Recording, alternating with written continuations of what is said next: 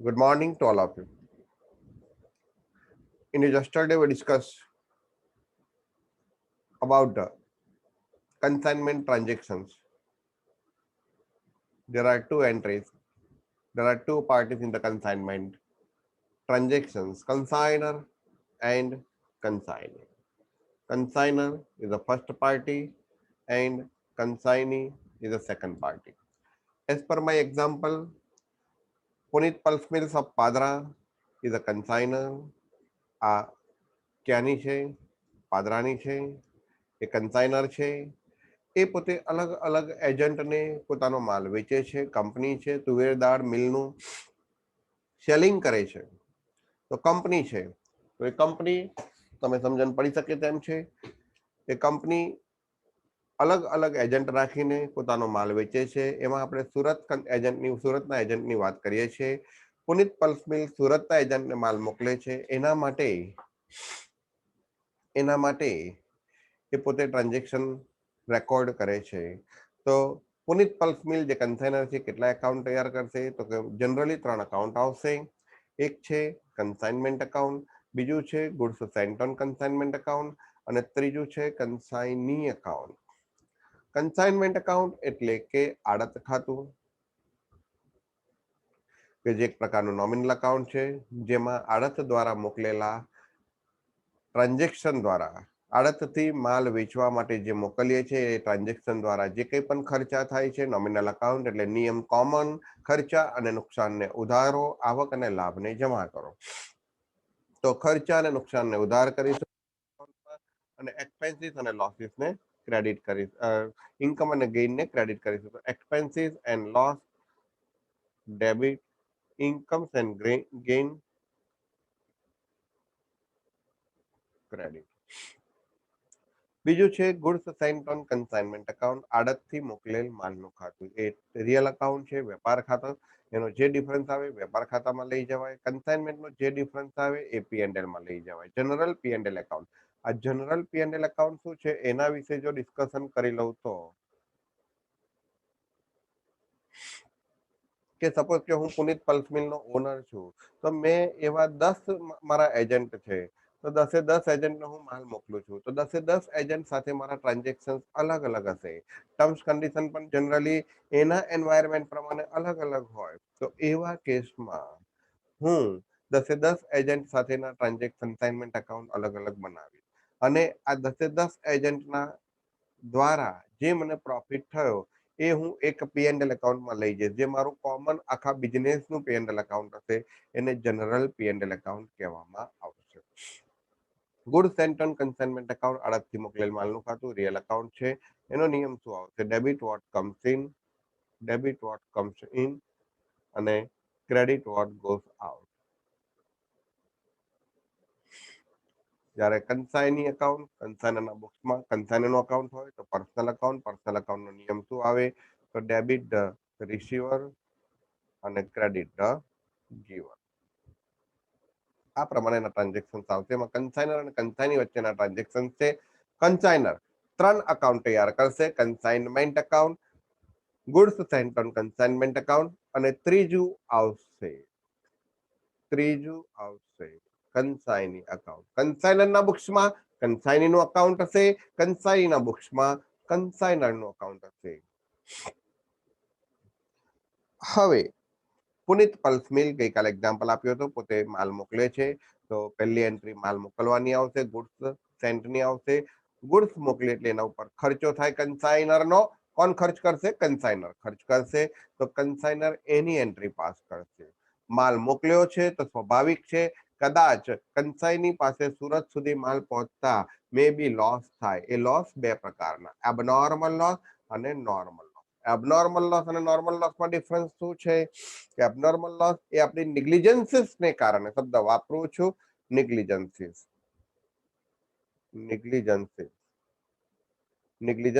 એટલે કે બેદરકારીને કારણે જે લોસ થયો હોય તેને આપણે કયો લોસ કહીશું? Abnormal loss. નેગ્લિજન્સીસ ને કારણે લોસ થયો એનો મતલબ એવો થયો કહેવાય ઇટ કેન બી હેન્ડલ. એને હેન્ડલ કરી શકાશે, એને હેન્ડલ કરી શકાશે, એટલે એને એબનોર્મલ લોસ કહેવાશે. જ્યારે નોર્મલ લોસ એટલે કે એવો લોસ કે જે એના નેચરમાં છે કે લોસ થાય થાય થાય જ, it can not be handle, પેલા કરતા તદ્દન વિરુદ્ધ. એટલે એબનોર્મલ લોસ ની એન્ટ્રી રેકોર્ડ થાય, નોર્મલ લોસ ની એન્ટ્રી રેકોર્ડ ના થાય, એને પ્રપોર્શનેટ ગણી નાખવા પડે. પ્રપોર્શનેટ ગણી નાખવા પડે એનો મતલબ શું? હું તમને એક ઉદાહરણ આપું કે સપોઝ કે મિસ્ટર એ છે, મિસ્ટર મિસ્ટર એ છે, મિસ્ટર બી ને 1000 ગ્લાસ બોક્સીસ મોકલે છે, ગ્લાસના બોક્સીસ મોકલે છે, એટલે ગ્લાસ ભરેલા બોક્સ મોકલે છે. તો મિસ્ટર બી ની પાસે પહોંચતા પહોંચતા ગમે તેટલો પ્રયત્ન કરે પણ 900 બોક્સીસ જ પહોંચે છે. જે 100 બોક્સીસ બ્રેકડાઉન થઈ જાય છે એને નોર્મલ કન્સિડર કરવામાં આવે છે, normal consider in such transaction. આ ટ્રાન્ઝેક્શનમાં એને નોર્મલ ગણવામાં આવે છે કે થાય થાય ને થાય, તમે ગમે તેટલા પ્રયત્ન કરો. તો એ 1000 બોક્સીસ મોકલે છે 90 રૂપિયાના ભાવે. કેટલા રૂપિયાના ભાવે? 90 રૂપિયાના ભાવે. એટલે તમે સમજી શકો છો કે 90 રૂપિયાના ભાવે જો એ બોક્સીસ મોકલતો હોય તો એની વેલ્યુ કેટલી થાય? 90,000 રૂપીસ. પ્લસ પ્લસ એના ઉપર એ વ્યક્તિ 9000 રૂપિયા કાર્ટેજ ને બધાનો એક્સપેન્સિવ એડ કરે છે. એટલે તે બોક્સીસ પડ્યા કેટલા? 99,000 રૂપીસમાં. એને 1000 વડે ડિવાઈડ કરો તો એક બોક્સીસની કિંમત 99 રૂપીસ કોસ્ટ થઈ. હવે એમાં એ પ્રોફિટ ઉમેરે, સપોઝ કે 26 રૂપિયા પ્રોફિટ ઉમેરીને 125 રૂપિયામાં સેલિંગ પ્રાઇસમાં વેચે. એક એક્ઝામ્પલ આપ્યો આપણે કે સેલિંગ પ્રાઇસમાં 125 રૂપિયામાં વેચે છે. એની સેલિંગ પ્રાઇસ કેટલી છે? 125 રૂપિયા સેલિંગ પ્રાઇસ છે, એવું એઝ્યુમ કરીએ. પણ એની કોસ્ટ કેટલી પડી? 99 રૂપિયા. કેટલા બોક્સીસની? 1000 બોક્સ. પણ એની પાસે પહોંચે છે કેટલા? 900 બોક્સીસ. જો આ 100 બોક્સીસ એબનોર્મલ લોસ હોત તો એની એન્ટ્રી ગણાત. પરંતુ આ કેવો છે? નોર્મલ લોસ, નોર્મલ કન્સિડર છે. તો આવા કેસમાં શું કરીશું? આ જે 99,000 ને તમે ડિવાઈડ કર્યા 1000 વડે, એના બદલે 99,000 ને 900 વડે ડિવાઈડ કરીશું. 0 0 11,999. એટલે એની કોસ્ટ કેટલી ગણવામાં આવશે? 110 રૂપિયા. પ્રોપોર્શનેટલી કોસ્ટ એડ કરી દેવામાં આવશે. તો અહીં આગળ જે 100 બોક્સીસ લોસ થયા છે એ ઇનડાયરેક્ટલી એની કોસ્ટમાં શું કરી દીધા? એડેડ કરી દીધા. Added indirectly. તો આ પ્રમાણે એનું રેકોર્ડિંગ કરવામાં આવે છે. હવે એના ઉપર 25 રૂપિયા તમારો પ્રોફિટ લેવો છે તો પ્રોફિટ લો. તો હવે તમારી કોસ્ટ કેટલા રૂપિયા આવશે?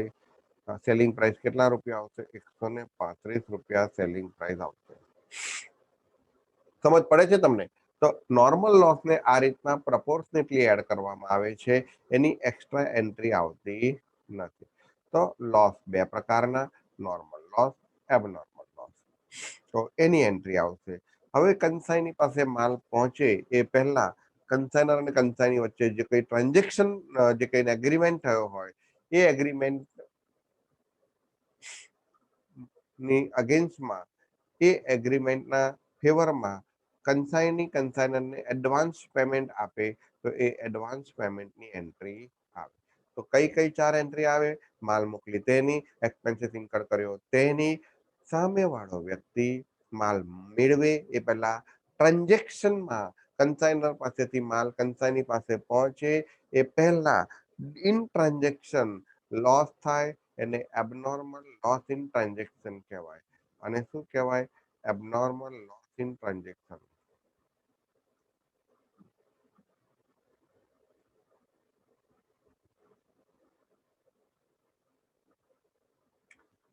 Abnormal loss in transaction. તો કન્સાઈની પાસે માલ પહોંચે એ પહેલા એબનોર્મલ ટ્રાન્ઝેક્શનમાં લોસ થાય, એ લોસ નોર્મલ હોય તો રેકોર્ડ કરવામાં આવતું નથી, પરંતુ એ લોસ એબનોર્મલ હોય તો રેકોર્ડ કરવું પડે છે. હવે કન્સાઇનરી સામે એડવાન્સ પેમેન્ટ જો કરે તો મે બી શબ્દ વાપર્યો છે, બધું ગઈકાલ સમજાવ્યું હતું, તો એની એન્ટ્રી આવે. ત્યારબાદ કન્સાઈની પાસે માલ પહોંચે છે, ગુડ્સ રિસીવ્ડ બાય કન્સાઈની, તો એમાં સમજાયું હતું જસ્ટ પોઝેશન રાઇટ મેળવે છે, ઓનરશિપ રાઇટ મેળવતો નથી, એટલે એની એન્ટ્રી આવશે. હવે કન્સાઈની એના ઉપર એક્સપેન્સીસ ઇન્કર્ડ કરશે. એ માલ મેળવવાનો ખર્ચો કરશે અને માલ વેચવાનો ખર્ચો કરશે. માલ મેળવવાનો ખર્ચો કરે એને ડાયરેક્ટ એક્સપેન્સીસ કહેવાય, એને માલ વેચવા માટેનો ખર્ચો કરે એને ઇનડાયરેક્ટ એક્સપેન્સ કહેવાય. ડાયરેક્ટ એક્સપેન્સીસ નું બીજું નામ ગઈકાલે સમજાયું હતું, નોન રિકરિંગ એક્સપેન્સ. કયો એક્સપેન્સીસ કહેવાશે? Non recurring expense. જોઈ શકો છો, નોન રિકરિંગ એક્સપેન્સ. અને જે ઇનડાયરેક્ટ એક્સપેન્સીસ છે એને કહેવાશે રિકરિંગ એક્સપેન્સ. એટલે ખર્ચ કરે છે, ખર્ચ કરે એટલે માલનું વેચાણ થાય, વેચાણ કેશથી કરે, કાં તો ક્રેડિટથી કરે, કાં તો પર્સનલ યુઝ માટે લઈ જાય. વેચાણ થાય એટલે એના ઉપર કમિશનની એન્ટ્રી આવે. તો 6 નંબર પછી 7 નંબર કમિશન. તો કમિશન ગઈકાલે સમજાયા હતા, 3 પ્રકારના: simple commission, del credere commission અને overriding commission. Simple commission, del credere commission અને overriding commission. Simple commission generally total sales પર આપવામાં આવે, del credere commission credit sales પર આપવામાં આવે, અને ઓવરરાઇડિંગ કમિશન તમે જે નક્કી કરી હોય કે મિનિમમ આટલું વેચાણ તો તારે કરવાનું, એના કરતા વધારે વેચાણ કરીશ તો હું વધારે કમિશન આપીશ, તો વધારાનું જે એક્સ્ટ્રા સેલ્સ પરનું કમિશન, જેને ઇન્સેન્ટિવ તરીકે ઓળખીશું, એને ઓવરરાઇડિંગ કમિશન કહેવામાં આવશે. શું બોલાશે? ઓવરરાઇડિંગ.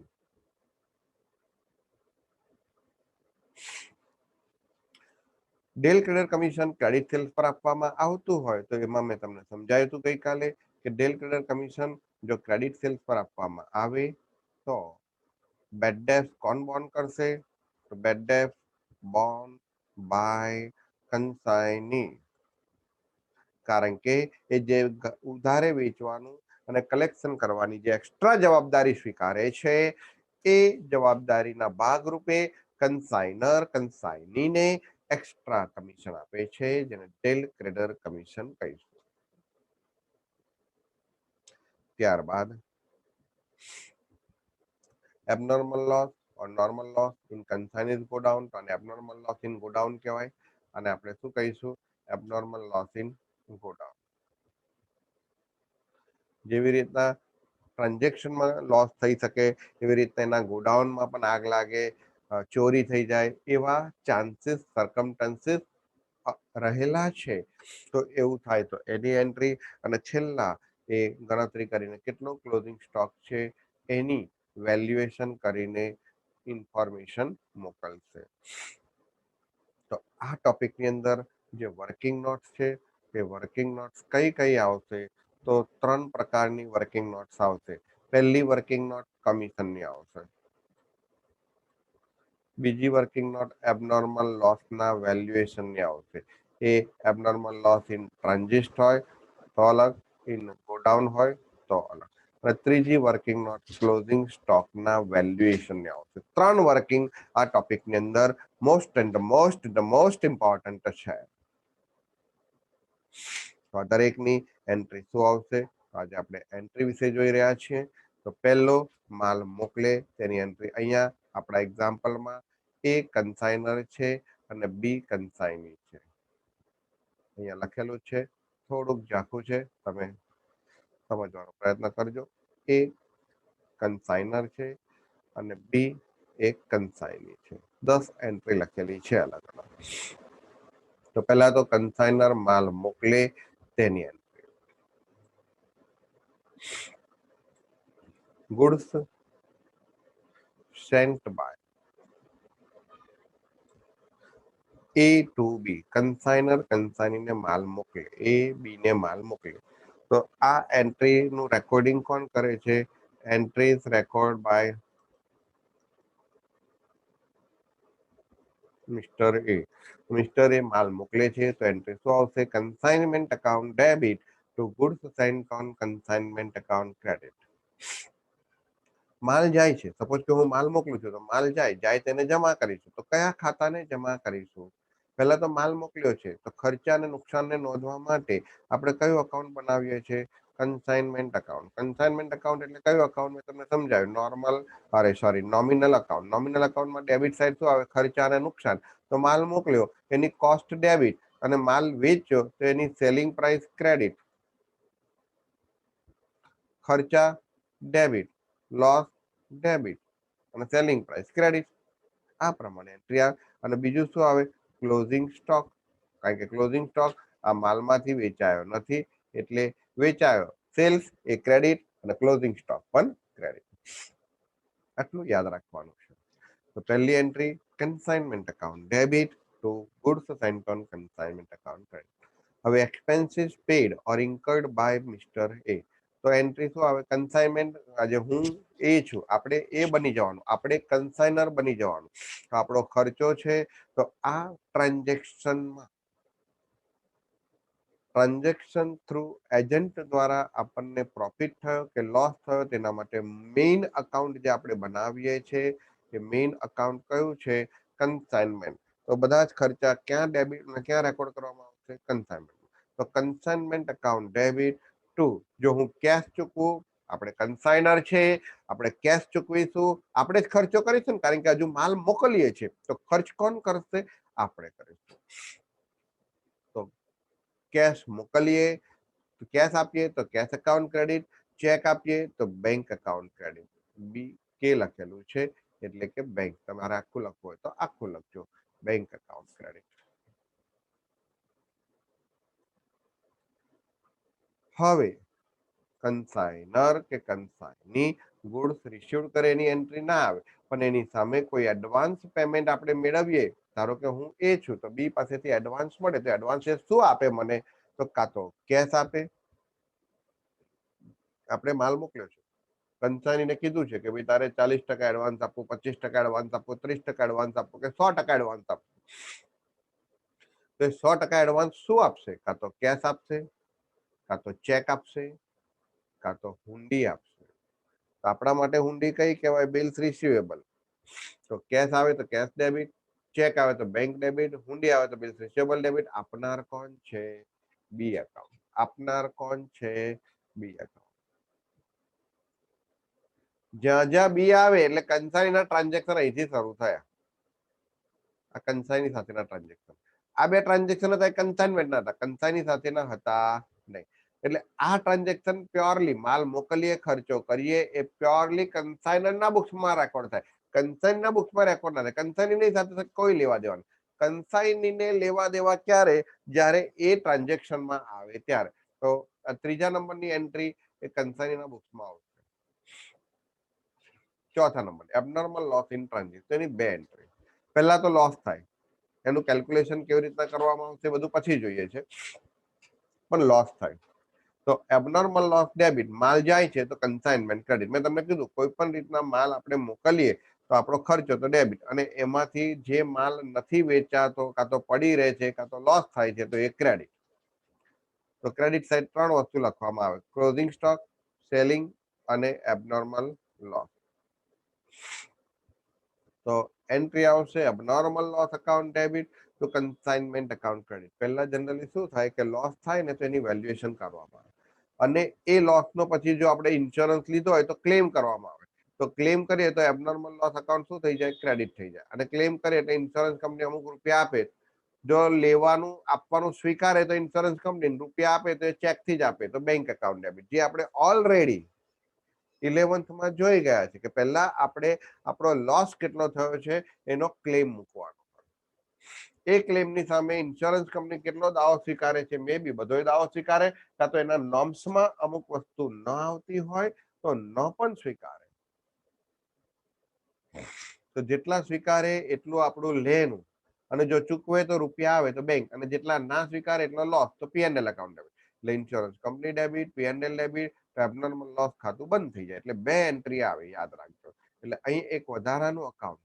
તમે અત્યાર સુધી કયા કયા એકાઉન્ટ બનાવતા હતા? કોમન મેં તમને કયા કયા એકાઉન્ટ કીધા? તો પહેલું કન્સાઇનમેન્ટ અકાઉન્ટ, બીજું કયું અકાઉન્ટ કીધું? Goods sent on consignment account. બીજું કયું અકાઉન્ટ આવશે?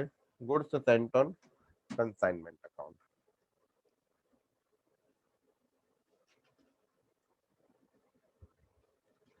ત્રીજું કયું અકાઉન્ટ કીધું? Consignee account. આ તો કીધા. ચોથું કયું આવશે? જો એબનોર્મલ લોસ નું અકાઉન્ટ હોય તો, એબનોર્મલ લોસ ના ટ્રાન્ઝેક્શન હોય. બોલો, ખ્યાલ આવે છે?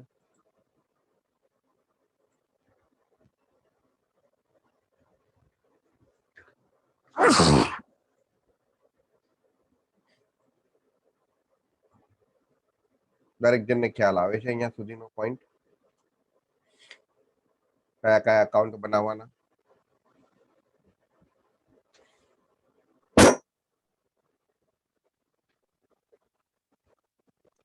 I am asking a question to all of you. No one can give me answer. You can speak. You can speak.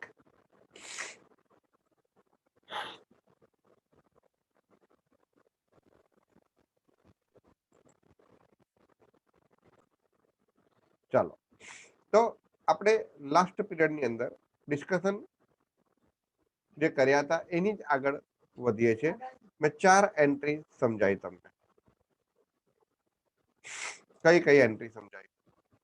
પહેલા તો એન્ટ્રી પર જ આખું ટોપિક છે. કન્સાઇનર કન્સાઇનીને માલ મોકલે છે એટલે એન્ટ્રી આવશે consignment debit to goods sent on consignment credit. પછી ખર્ચ કરે છે તો ખર્ચ કરીએ આપણે કન્સાઇનર બની જાઓ.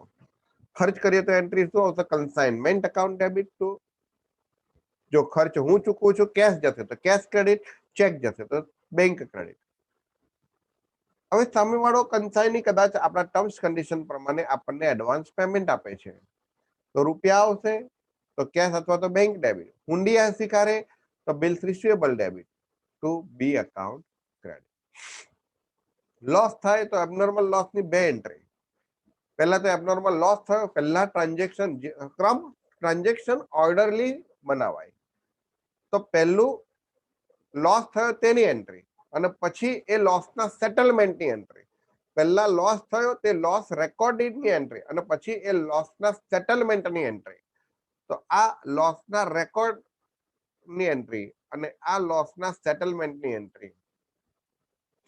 તો રેકોર્ડ થયો તો loss debit to consignment credit અને પછી આ એબનોર્મલ લોસ એકાઉન્ટ ક્લોઝ કરી દો તો એબનોર્મલ લોસ ક્રેડિટ તો insurance company debit, profit and loss account debit to abnormal loss account credit. આપણે હુંડી સ્વીકારેલી છે તો સોરી આપણે આપણો દાવો કંપનીએ સ્વીકાર્યો છે તો આપણું એના પ્રત્યેનું લેનું તો ઇન્સ્યોરન્સ કંપની ડેબિટ. અને બાકીનો દાવો એને ના સ્વીકાર્યો, સપોઝ કે 80% દાવો સ્વીકાર્યો, 11મા ધોરણમાં એન્ટ્રી આવતી હતી કે 1000 રૂપિયાના લોસની સામે 80% દાવો સ્વીકાર્યો તો આપણે એન્ટ્રી શું પાસ કરતા હતા? વીમા કંપની ખાતે ઉધાર ઇન્સ્યોરન્સ કંપની ડેબિટ 800 રૂપિયા, નફા નુકસાન ખાતે ઉધાર પીએનએલ ડેબિટ 200 રૂપિયા તે ખરીદ ખાતે જમા લખતા હતા. પણ અહીંયા આગળ આપણે એ loss abnormal loss account debit લખ્યો છે એટલે જમા કયા ખાતે આવશે? Abnormal loss. હવે ગુડ્સ રિસીવ્ડ બાય બી. હવે બી માલ મેળવે છે એની કોઈ એન્ટ્રી નહીં. એક્સપેન્સીસ પેડ બાય બી અને પાછું ટીક કરવાનું. આ બી સાથેનું ટ્રાન્ઝેક્શન. બી સાથેનું ટ્રાન્ઝેક્શન હોય એનું તો એ કન્સાઇનીના બુક્સમાં પણ આવશે. કન્સાઇનીના બુક્સમાં શું એન્ટ્રી આવશે પછી જોઈશું, પણ કયા કયા પ્રકારની એન્ટ્રી કન્સાઇનીના બુક્સમાં આવશે? જે ટ્રાન્ઝેક્શન એ અને બી વચ્ચે થયું હોય એની એન્ટ્રી કન્સાઇનીના બુક્સમાં આવે. હવે એક્સપેન્સીસ કન્સાઇનીએ કર્યો છે તો કન્સાઇની જે કોઈ પણ ખર્ચ કરે યાદ રાખો whatever expenses paid by consignee it is on behalf of consignor. એ કન્સાઇનર વતી જ કરશે. કન્સાઇનર કહેશે કે તારે ખર્ચો જે થાય મારી પાસેથી લઈ લેવાનો, કારણ કે કન્સાઇની ફક્ત કમિશન જ મેળવે છે, કમિશનથી જ માલ વેચે છે. એટલે જે કંઈ પણ ખર્ચો થાય કોણ ચૂકવશે? કન્સાઇનર ચૂકવશે. તો ભલે બી એ ખર્ચ કર્યો એ ડાયરેક્ટ એક્સપેન્સીસ કરે કાં તો ઇનડાયરેક્ટ એક્સપેન્સીસ કરે, જે આગળ મેં તમને સમજાવ્યું. કન્સાઇની જે એક્સપેન્સ કરે માલ મેળવવાનો ખર્ચો અને માલ વેચવાનો ખર્ચો, આ માલ મેળવવાનો ખર્ચો અને આ માલ વેચવાનો ખર્ચો, તો જે કંઈ પણ ખર્ચ કરે એ કન્સાઇનર નો કહેવાય. કન્સાઇનર નો કહેવાય એટલે કન્સાઇનમેન્ટ અકાઉન્ટ ડેબિટ. પણ આપનાર કોણ છે? અહીંયા આગળ તમે જુઓ કન્સાઇનમેન્ટ આ ખર્ચો હતો, આ ખર્ચો હતો, આ બંનેમાં શું ડિફરન્સ છે? તો આ ખર્ચો કોણ કરે છે? એ કરે છે. કોણ કરે છે? એ કરે છે. અને આ ખર્ચો કોણ કરે છે? બી કરે છે. તો એ કરે તો હું કરું તો રૂપિયા જાય, પણ હું નથી કરતો, મારા વતી બી કરે છે, એટલે મારું બી પ્રત્યેનું શું કહેવાય? દેવ. અને દેવું હંમેશા કેવું હોય? જમા. એટલે હું એન્ટ્રી શું પાસ કરીશ? Consignment account debit to B's account credit. ફરી ધ્યાન રાખો, જો હું કન્સાઇનર છું, હું ખર્ચ કરીશ તો એન્ટ્રી આવશે consignment debit to cash or bank account credit. Consignment account તો ડેબિટ જ આવે, કારણ કે ખર્ચ છે એટલે ખર્ચાનું નુકસાનની નોંધ ક્યાં થાય? કન્સાઇનમેન્ટમાં. પણ જો હું ચૂકવું તો કેશ એન્ડ બેંક ક્રેડિટ. પણ કન્સાઇની ચૂકવે તો મારે કન્સાઇનીને ચૂકવવાના, એને ચૂકવ્યા, મેં નથી ચૂકવ્યા, એટલે મારી પાસેથી કેશ નથી ગઈ, પરંતુ કન્સાઇની આપેલા છે, એટલે મારે એટલા રૂપિયા કન્સાઇની પ્રત્યેનું દેવું, તો ટુ બી અકાઉન્ટ ક્રેડિટ. ત્યારબાદ સેલ્સની entry, goods sold by B. હવે બી એ વેચ્યો છે માલ, તો બી કેવી રીતના વેચશે? કાં તો કેશ થી વેચે, કાં તો ક્રેડિટ થી વેચે, કાં તો પર્સનલ યુઝ માટે લઈ જાય. કોઈ પણ રીતના માલ જાય તો તમે જોઈ શકો છો consignment credit, consignment credit, consignment credit. Cash એની પાસે આવે, જો રોકડેથી વેચે તો કેશ એની પાસે આવે, તો આપણું લેનું, તો બી પ્રત્યેનું લેન, તો બી એકાઉન્ટ. માલ વેચે છે, કેશ થી વેચે, ક્રેડિટ થી વેચે કે પર્સનલ યુઝ માટે લઈ જાય, તો માલ જાય છે, તો માલ જાય એટલે કન્સાઇનમેન્ટ ક્રેડિટ. માલ જાય એટલે કન્સાઇનમેન્ટ ક્રેડિટ. હવે ડેબિટ કયા ખાતે આવે? તો જો એ રોકડેથી વેચે તો રૂપિયા કોની પાસે આવ્યા? કન્સાઇની પાસે, તો આપણું લેનું, તો બી એકાઉન્ટ ડેબિટ. ઉધારે વેચે તો એ દેવાદાર કહેવાય. તો દેવાદાર કોના કહેવાય? એટલે મારી પોતાની પરમિશન લઈને વેચ્યું છે, તો દેવાદાર કહેવાય. પણ યાદ રાખો, એ દેવાદાર, એ દેવાદાર, એનો રેકોર્ડ એ રાખશે, મારે રાખવાનો, મારે તો બી પાસેનું લેનું. છેલ્લા ગાલખાત જો મારે ભોગવવાની હોય તો એની એન્ટ્રી આવે, એને ભોગવવાની હોય તો મારે એન્ટ્રી આવે. એટલે મારે તો કેશ થી વેચે કે ક્રેડિટ થી વેચે, એ રૂપિયા કોની પાસે લેવાના? બી પાસે. તો એન્ટ્રી આવે B account debit to consignment account. પણ પર્સનલ યુઝ માટે લઈ જાય તો એન્ટ્રી શું આવશે? તો પણ એના રૂપિયા બી પાસે લેવાના, તો બી એકાઉન્ટ ડેબિટ ટુ કન્સાઇન. બધાની એન્ટ્રી સેમ જ છે, પણ અલગ અલગ એટલા માટે સમજાય, એ પર્સનલ યુઝ માટે લઈ જાય તો રૂપિયા મારે એની પાસે લેવાના. ભાઈ તું કેશ થી વેચે તોય મારે તારી પાસે રૂપિયા લેવાના, કારણ કે કેશ તારી પાસે આવી. ઉધારે વેચે તોય પણ મારે રૂપિયા તારી પાસે લેવાના, કારણ કે ઉઘરાણીનું કામ તારું છે. ગાલખાતનો પ્રશ્ન પછી છે, પણ ઉઘરાણીનું કામ તારું છે. અને પર્સનલ યુઝ માટે વેચે, લઈ જાય તો પણ મારે એની પાસે રૂપિયા લેવાના. આમ જનરલી આની એન્ટ્રીમાં અલગ આવે છે કે ઉધારે વેચે તો ડેટર્સ અકાઉન્ટ પણ ડેબિટ લખી શકાય, કારણ કે ડેટર્સ કોના કહેવાય? મારા કહેવાય. પણ જો ગાલખાત એ ભોગવવાનો હોય, આમાં પાછા 2 પોઈન્ટ આવે. ક્રેડિટ સેલ્સમાં બેડ ડેપ્ટ કોણ ઇન્કર કરશે? તો ડેલ ટ્રેડર કમિશનનો પ્રશ્ન આવે. જો ગાલખાત એ ભોગવવાનો હોય તો પછી બી એકાઉન્ટ ડેબિટ આવે. અને જો ગાલખાત મારે ભોગવવાની હોય તો ડેટર્સ અકાઉન્ટ ડેબિટ આવે. એટલે બી ની ઓબ્લિકમાં ડેટર્સ આવું લખી રાખજો. તમે બી ની ઓબ્લિકમાં ડેટર્સ એવું લખી રાખજો. ડેટર્સ ક્યારે આવે? ડેલ ટ્રેડર કમિશન આપવાનું ના હોય તો. અને ડેલ ટ્રેડર કમિશન આપણે એને આપતા હોઈએ તો આપણે કોઈ લેવા દેવા નહીં, કેશ થી વેચે ક્રેડિટ વેચે, આપણે રૂપિયા એની પાસે માંગીએ. ઓકે. પછી કમિશન ડ્યુ ની એન્ટ્રી. હવે એના પરનું કમિશન થાય તો કમિશનની એન્ટ્રી શું આવે? કમિશન આપણો ખર્ચ છે, તો કન્સાઇનમેન્ટ ડેબિટ. એને ચૂકવવાનું બાકી છે તો દેવું, એટલે B credit. Consignment debit to B credit. ખર્ચ છે, કમિશન ખર્ચ છે, જેવી રીતના એક્સપેન્સિસ પેડ બાય બી ની એન્ટ્રી છે એ સેમ, આ પણ ખર્ચ જ છે, આપણે એને ચૂકવવાનો છે, તો consignment debit to B credit.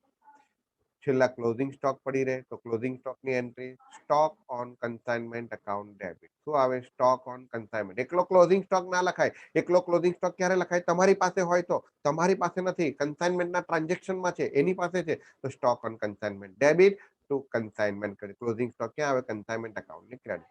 અને છેલ્લા એ આપણને રોકડા રૂપિયા જે બેલેન્સ હશે મોકલી આપશે, તો રૂપિયા આવે cash and bank debit to B account.